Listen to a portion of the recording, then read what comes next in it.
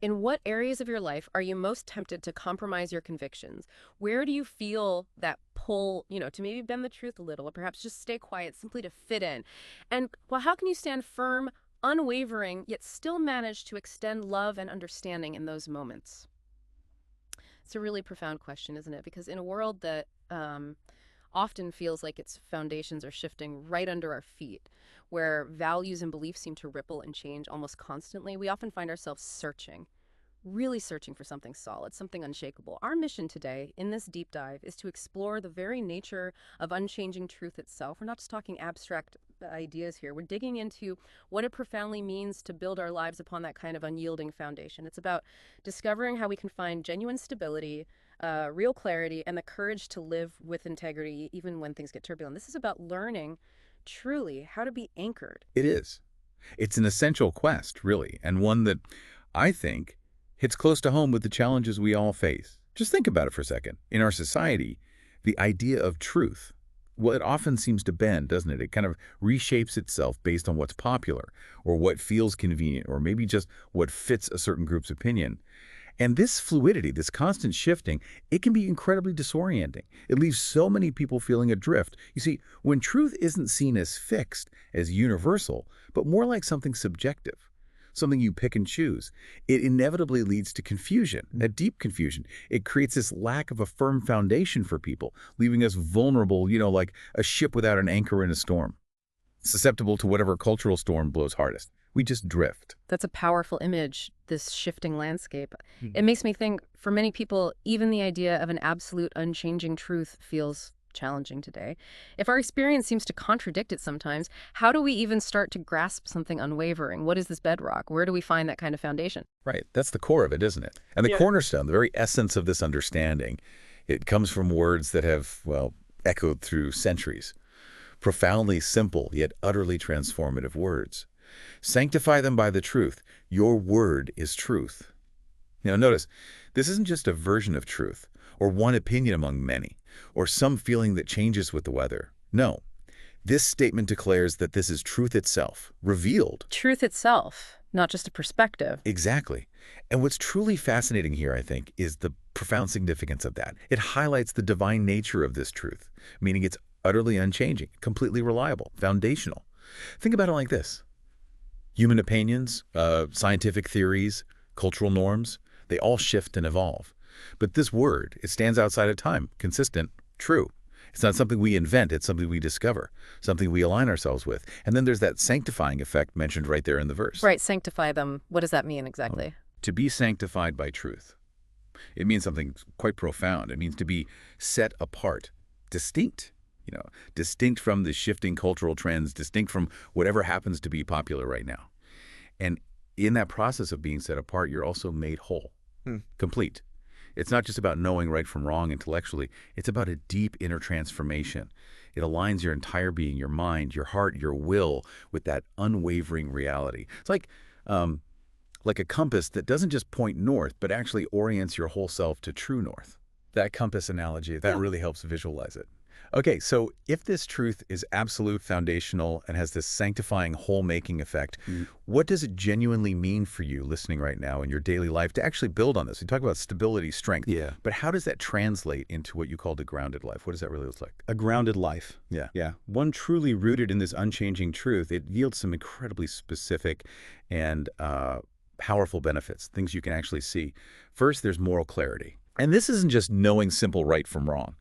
It's the ability to clearly understand and distinguish, even in those really complex, murky situations life throws at us. Like maybe there's pressure to tell a white lie for convenience, or society kind of normalizes something that chips away at integrity. Moral clarity, rooted in this truth, it just highlights the value of honesty, of goodness, regardless of the immediate fallout. It guides you. Even when it's tough. Especially when it's tough. Second, you develop spiritual discernment. Discernment. Yeah, this is that deeper capacity to perceive the true nature of things, to cut through the noise, the spin, the superficial stuff. It's the ability to recognize what's genuinely right and beneficial versus what might just look good on the surface but actually leads you away from truth. And this isn't automatic, It's cultivated. As you immerse yourself in this truth, it sharpens your spiritual senses. Okay, so moral clarity, spiritual discernment. What else?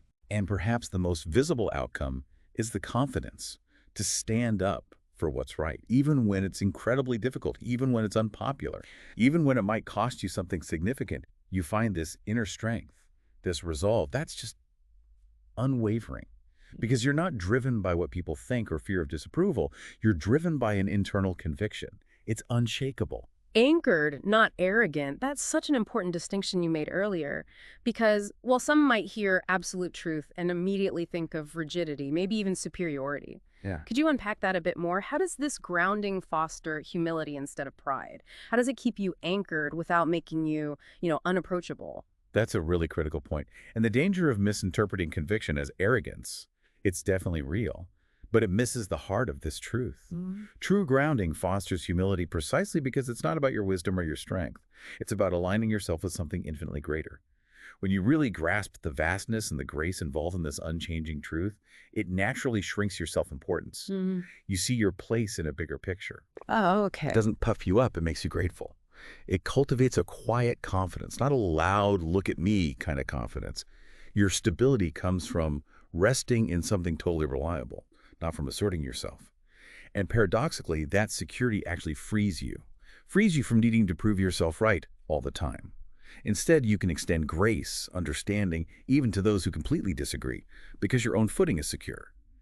So yes, it fosters profound humility and stability, not pride. It lets you speak truth in love because you're secure enough to do it gently. Speaking truth and love from that place of security, that's a powerful idea.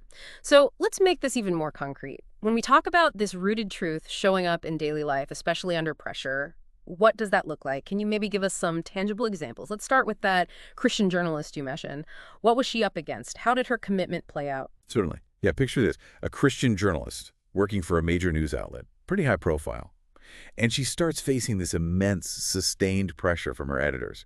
They wanted her to subtly, sometimes not so subtly, revise her coverage, change the framing of stories to align with certain political agendas that, for her, fundamentally conflicted with her understanding of truth, impartiality, basic human dignity. She was basically being asked to spin things. Wow, that's intense pressure. Absolutely. And for her, it wasn't just a job issue. It was deeply spiritual, deeply moral. The choice was stark. Compromise, bend the narrative, keep the job, the status, Yeah. or prioritize her convictions, knowing the likely cost. Her decision, integrity over compromise. She chose her foundational beliefs, fully aware it could mean losing everything she'd worked for. And what happened? Well, the immediate consequence was exactly what you might expect. She lost her job. That door slammed shut. Yeah. Painful, significant. But here's the profound part, the part that really speaks to being anchored. She gained this incredible deep peace, a peace that, as she described it, just surpassed any anxiety about being unemployed, a kind of internal freedom. And then not too long after, truth has a way of opening new doors. She found a new role, this time with a mission-based media outlet that didn't just tolerate her integrity, they celebrated it. They were looking for exactly that commitment. And her conviction, her guiding thought through it all, was powerful. She often said, "I'd rather lose favor with man than lose footing with God." That peace, that new direction, it flowed directly from her stand. It's an incredible story. The cost, yes, but the ultimate reward of peace and alignment. Wow. But what about someone not in such a high-stakes job? Maybe someone younger facing different pressures, like that high school student example. Right, exactly. The principles hold true everywhere. So consider this high school student in California. His challenge was different, but just as significant for him. In his civics class, the curriculum presented moral relativism, the idea that morality isn't absolute, it just depends on perspective or culture, as basically fact. Just taught as truth. Pretty much. And for this student, whose understanding was rooted in absolute divine truth, this created a real conflict. But his approach, this is the key part. It was remarkable. Conviction and grace. He didn't cause a scene, didn't argue publicly. He respectfully went to his teacher after class. And he explained, very humbly, very sincerely, that while he appreciated the class discussion, his faith convictions about absolute truth meant he couldn't accept relativism as fact. And he asked if he could perhaps do an alternative assignment exploring the concepts differently. Wow. How did the teacher react? The outcome was pretty extraordinary, actually. The teacher, maybe a bit surprised by his thoughtful, non-confrontational approach, granted his request. But it went further.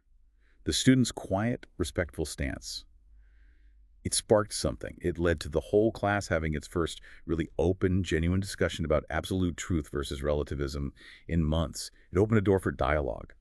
So you see these two examples, the journalist, the student, different worlds, different stakes. But the core principles are the same. Standing firm with unwavering conviction, yes, but also with profound grace. Prioritizing deep beliefs over just fitting in or getting ahead, they chose integrity, and in doing so, they didn't just protect their own peace, they actually created space for truth and dialogue. Those stories really bring it home. It shows being rooted isn't just about personal survival, is it? There's a ripple effect. So, when individuals choose to be rooted like this, what is the larger impact? How does it move beyond the personal and start to affect the world around us? How does it help shape things, not just endure them? This is where it gets really exciting, I think, where the true power becomes transformative for the world. Because when we're firmly grounded in this foundational truth, we don't just passively survive a shifting culture. We don't just grit our teeth and endure. No, we're actually empowered to actively help shape it Shape it. How so? by becoming a positive influence. It's more than just having personal peace. It's about courageously living out and embodying truth in a way that challenges and inspires others. Being a voice of clarity, a beacon of integrity in a world that desperately needs stable reference points. Think about it. When enough people choose this path, their collective stand creates a kind of countercurrent, a solid ground for others to find their footing too. They become agents of change, influencing conversations, decisions, maybe even the direction of things, guiding towards what's genuinely good and true. The truth of God's word, it isn't outdated. It's not some relic. It is utterly unshakable, timeless, vital. And when you root your life in it, drawing strength and clarity from it, you will stand firm, no matter what swirls around you. That's a profound takeaway, really. Become an immovable force for good. So we've journeyed today through this deep concept of unchanging truth, what it is, the incredible benefits of anchoring your life there, and how it looks in action, lived out with courage and integrity. This grounding provides not just individual strength, that inner compass, that peace, but also this amazing potential for wider influence.